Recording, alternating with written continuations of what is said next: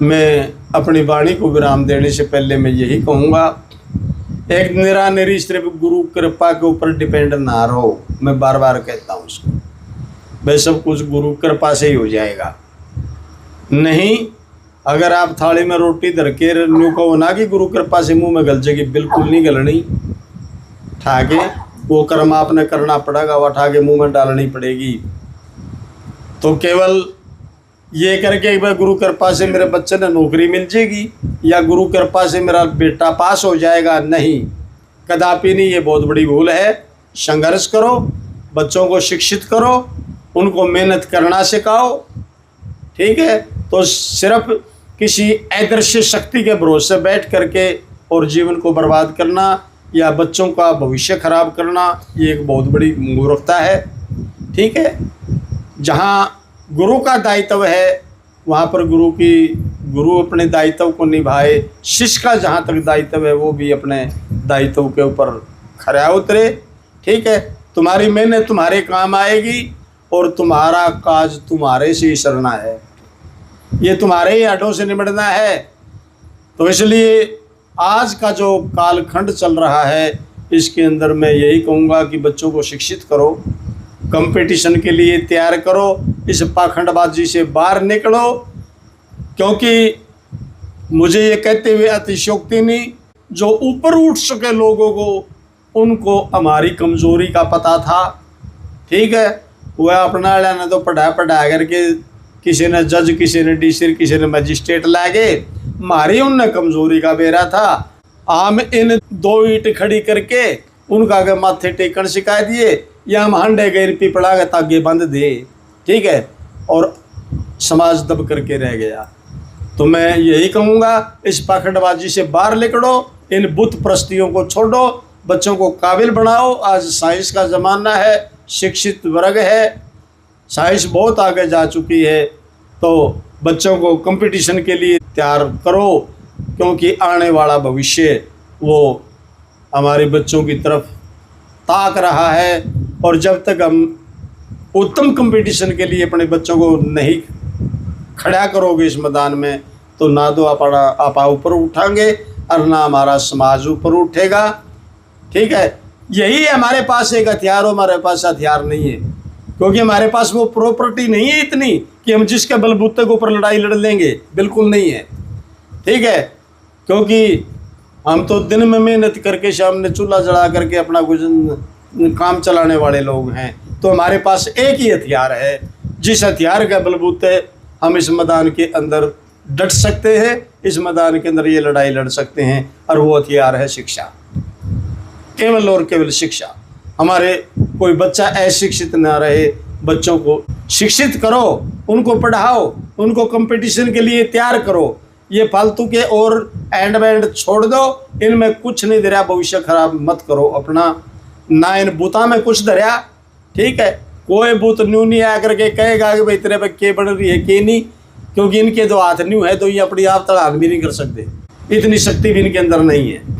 मेहनत करवाओ, मेहनत करो, बच्चों का ध्यान दो, और ताकि आने वाला हमारा सभ्य समाज हो, शिक्षित वर्ग हो, और हमारे बच्चे भी उन कुर्सियों के ऊपर विराजमान हों जो हमें देखने के लिए भी नसीब नहीं होती।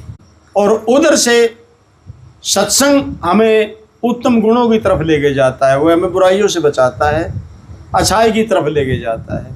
सद्गुरु अवगुण निकाल करके गुणों की तरफ लेके जाते हैं, वे हमें विषमता से हटा करके समता की तरफ लेकर के जाते हैं, वे हमारे अज्ञान का नाश करके हमें ज्ञान की तरफ लेकर के जाते हैं, ठीक है। वो हमारी बुद्धि का विकास करने वाले हैं सद्गुरु। इसलिए सद्गुरु की महिमा अनंत है, अनंत है, अनंत है। वे हमें नश्वरता से हटा करके अमरता की तरफ लेकर के जाते हैं, वे हमें न्यूनता से हटा करके विशेषता की तरफ लेकर के जाने वाले हैं। तो मेहनत आप भी करो, और ऊपर से अगर उत्तम महापुरुष का शरणा किसी का मिल जाता है, किसी बड़भागी जीव को, और ऐसा महापुरुष हो जो इसके अंदर अवगुण इसके निकाल करके इसका करके शुद्धिकरण और इसके अंदर उत्तमता प्रदान करे, इसको उस नीति पर ले आए। मैं थोड़ा टाइम लूँगा आपका। हम विचार करते, हर इंसान कहता है कि एक दिन यहाँ से खाली जाना है, और लेकर के आए थे क्या? खाली।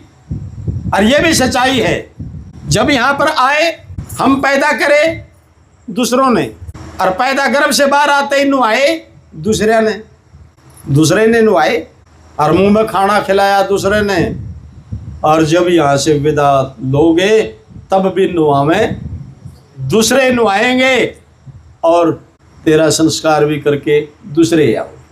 खाली आए खाली चले, और सभी कहते हैं हमारा यहाँ कुछ नहीं। तो मैं बार बार कहता हूं, जब हमारा यहाँ कुछ नहीं तो हमने यहाँ जन्म क्यों लिया? हमने यहाँ जन्म क्यों लिया? या किसी के द्वारा वैसे फेंक दिए गए हम यहाँ? क्योंकि यहाँ हम संसार के अंदर आए, लेकिन पैदा करने वाले भी हाथ खड़े करके उन्होंने भी छोड़ दिया काल के लिए इसको। कौन माँ बाप है जो कोई ये गारंटी देता है वो मैं मेरे बच्चे को कभी मरने नहीं दूंगा? कोई नहीं देता, पैदा करके छोड़ दिए। तो फिर जीवन है क्या? यही बात है समझने की। तो फिर क्या सभी बच्चों को नकारा बना दी क्योंकि हमारा यहाँ कुछ नहीं है? जो 20, 25, 18, 20 साल के बच्चे जिनके अंदर कुछ विकास का कुछ जज्बा है करने का, क्या उनको निठल्ला और नकारा बना करके बिठा दें कि तुम्हारा यहाँ कुछ नहीं है? उनको भीख मंगे बना दें? नहीं, ऐसा नहीं है साथियों। हमारे महापुरुषों ने इस जीवन रूपी मकान को 4 कॉलम के ऊपर खड़ा किया है। 4 पिलर के ऊपर ये जीवन रूपी मकान हमारे बुजुर्गों ने, हमारे उत्तम महापुरुष जो भूतकाल के अंदर आए और वर्तमान में जहाँ जो उत्तम महापुरुष बैठे हैं, मैं नमन उन सभी को करता हुआ, उन्होंने इस जीवन रूपी मकान के लिए 4 पिलरों के ऊपर इस मकान को रोका कि ऐसे ये मकान पूर्ण होगा, जिसको तुम कहते हैं धर्म अर्थ काम और मोक्ष 4 पदार्थ सतगुरुदेव हैं। तो ये महापुरुषों की देन थी। पहला अर्थ, नकारा नहीं बनाना है। कमाने के काबिल हो गया तू कमा। अर्थ में नहीं होता पैसा धन दौलत, क्योंकि इसके बगैर जीवन का व्यवहार नहीं बनेगा। आपका जीवन का व्यवहार चलेगा ही नहीं। जीवन का व्यवहार आप शुद्ध कर ही नहीं सकते, क्योंकि ज्ञानी हो चाहे अज्ञानी हो, चाहे महात्मा हो चाहे बिना महात्मा हो, ठीक है भाई, 1 कप चाय का पियोगे तो 10 रुपये तो देने पड़ेंगे। व्यवहार रुक जाएगा नहीं। तो उसके लिए हमारे महापुरुषों ने पहला पिलर खड़ा किया अर्थ, कि तू कमा, मेहनत कर, लेकिन एक मर्यादा में, एक नीति, यानी पुरुषार्थ जो तेरी मेहनत से प्राप्त होता है उसके अंदर संतुष्ट हो। धन कमाने का अर्थ ये नहीं कि लोगों के घर पाड़ ले, लोगों की जेब काट ले, लोगों की चैन छीन ले, किसी की बाड़ियां खोस ले, ये अर्थ नहीं है। तो धन कमा लिया, उससे करे क्या कि इससे तेरी कामनाओं को पूरी कर। दूसरा पिलर दिया काम, कि अपनी इच्छाओं की पूर्ति कर उस धन से। कि इच्छाओं की पूर्ति कैसे करूं, उसके लिए तीसरा पिलर खड़ा किया धर्म, यानी एक मर्यादा, एक नीति। उस नीति के तहत बंद करके, उस मर्यादा में रह करके, उस सीमा में रह करके तुम धन, अपना काम धन भी कमाओ, उससे अपनी कामनाओं की पूर्ति भी करो। उदाहरण के तौर के ऊपर, जैसे हमारा बेटा बेटी जवान हो गया, हमने उनकी शादी कर दी, तो काम की पूर्ति के लिए उनको दोनों को लाइसेंस दे दिया समाज ने, हमारे महापुरुषों ने दे दिया।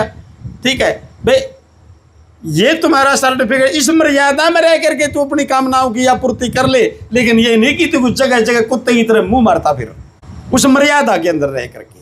उसके लिए तीसरा पिलर धर्म खड़ा किया। और जब ये सब कुछ कर लिया, धन भी कमा लिया, सारी इच्छाएं भी पूरी कर ली, बेटे पोत्या की शादी भी कर दी, सब क्या धन बेड़ा कर बैठा, अब कुछ करना बाकी रहा नहीं और ना ही कुछ करने की इच्छा है, तो चौथा पिलर मोक्ष का दिया। जब सर्व इच्छाओं से रहित तू हो गया, कोई इच्छा ही शेष नहीं, तो वो मोक्ष रूप है। ठीक है, इन 4 पिलरों पे मकान, ये पूर्ण जीवन एक सुख में व्यतीत करने के लिए, सुखमय जीवन के लिए हमारे महापुरुषों ने 4 पिलरों के ऊपर ये जीवन रूपी मकान को खड़ा किया। लेकिन अफसोस, आज धन भी कमाया जा रहा है, लेकिन धर्म रूपी पिलर था, धर्म रूपी जो कॉलम था वो गिर गया, क्योंकि आज मर्यादाएं खत्म हो गई। धन कमा रहे हैं, लेकिन दूसरे का गला काट काट के कमा रहे हैं, दूसरे की जेब काट काट के कमा रहे हैं। कमा जरूर रहे हैं, लेकिन वो पिलर गिर गया, रहा नहीं, आज नजर नहीं आता। ठीक है। और फिर कामना, अपनी कामना के पूर्ति के लिए वो धर्म रूपी पिलर गिर गया। आज बहन और भाई की नीतियां खराब, माँ और बेटे की मर्यादा भंग होगी, बाप और पुत्र की मर्यादा भंग होगी। तो आज विनाश का कारण यही है साथियों। समाज जिस तरफ बढ़ता जा रहा है, आज का युवा वर्ग वो धन तो कमा रहा है, कामनाओं की भी पूर्ति कर रहा है, लेकिन मर्यादा भूल गया। आज मर्यादा नहीं रही तो जो मकान के 4 पिलर थे और उसके 2 ढह पड़े, तो क्या वो मकान डटेगा? नहीं डट सकता। तो यही कारण है आज समाज निरंतर यानी विनाश की तरफ अग्रसर होता जा रहा है। क्योंकि आप एक बार पढ़ करके देखो, निरे इन्हें बीमारियां के एक बार भरे पड़े हैं आज। तो इसलिए मेरे कहने का भावार्थ यही था कि सत्संग का लाभ हमें तभी मिलेगा जब हम बच्चों के अंदर वो संस्कार पैदा करेंगे। ना तो या जबरदस्ती बीमारी मिटे, ना या बंदूकों की नोक से हटे। ये तो संस्कार ही एक जड़ी है इसकी कि बच्चों को हम उस मर्यादा के अंदर ढालें, उस मर्यादा दें बच्चों को बचपन से ही। और बच्चा संस्कार घर से ही सीखता है, घर से ही लेता है। तो आपके परिवार का, आपका घर के सदस्यों का घर के अंदर व्यवहार कैसा है, उनका बर्ताव कैसा है, उनकी वाणी कैसी है, उनका रहन सहन कैसा है, ये चीज़ें बच्चे के ऊपर छाप डालती हैं।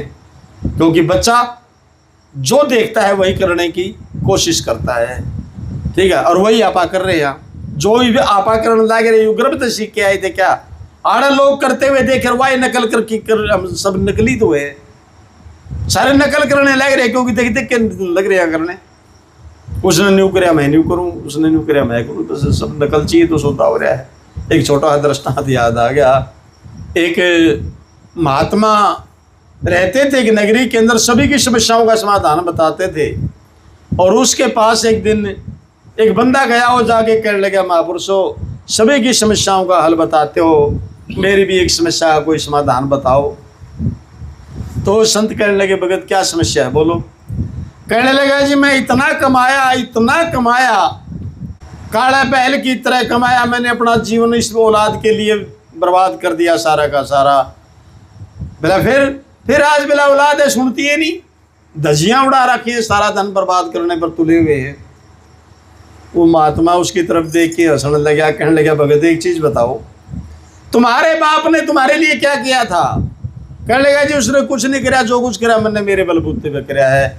तो संत कहने लगे कि भगत यही चूक कर गया तुम। कहने लगा, जी चूक क्या है, मैं तो बहुत कमाया। कहने लगा, चूक ये कर गया, तेरे बाप ने तेरे लिए दौलत तो इकट्ठी नहीं करी, लेकिन तेरे को संस्कार दिए थे। अरे तू अपनी औलाद के लिए धन तो इकट्ठा करता रहा, लेकिन अपनी औलाद को तूने संस्कार नहीं दिए।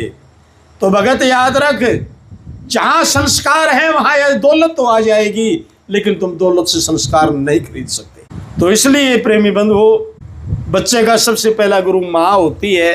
तो ये हमारी माताएं बहनें मातृशक्ति बैठी है, मैं यही कहूँगा कि बच्चा सबसे ज़्यादा आप लोगों के पास रहता है। बाप तो सवेरे निकल गया शाम को आता है, तो ये आपके ऊपर डिपेंड करता है कि आप बच्चों को क्या सिखा रहे हो। और ये भी गजब की बात है, एक बाप पूरी जिंदगी जूझता है औलाद के लिए, पूरा जीवन बर्बाद कर देता है। और ये भी गजब की बात है कि जीवन में किसी से कोई शिकायत नहीं करता। टूटे जूते पहनता है, फटे हुए कपड़े भी पहन करके वो दिहाड़ी पे चला जाता है, लेकिन किसी से कोई शिकायत नहीं करता। लेकिन दुख जब होता है, जब बुढ़ापे में आकर के वही बाप फिर अपनी ही औलाद से हार जाता है, वहां पर अपनी ही औलाद से हार जाता है, वो अलाचार हो जाता है। बाकी जिंदगी में हार नहीं मानी उसने, किसी से भी नहीं हारा, खूब लड़ाई मैदान के अंदर, फटे कपड़े लेकर के भी जूझता रहा, और अंत में फिर अपने ही औलाद से हार गया। ये बड़ी विडंबना की बात है। तो मैं अपनी वाणी को विराम देता हुआ यही कहूँगा, आज 99% ही पढ़े लिखों के माँ बाप अनाथ आश्रम के अंदर गुजारा करते हैं। शायद गरीब का माँ बाप न तो वारिस मेरा टुकड़ा मिल जाता होगा, पढ़े लिखों के माँ बाप आज अनाथ आश्रम के अंदर पड़े हैं, जिस औलाद के लिए सब कुछ किया और अंत में अपनी उसी औलाद से अलाचार हो गए, हार गए। तो बोल प्रेम से श्री सद्गुरुदेव महाराज की जय।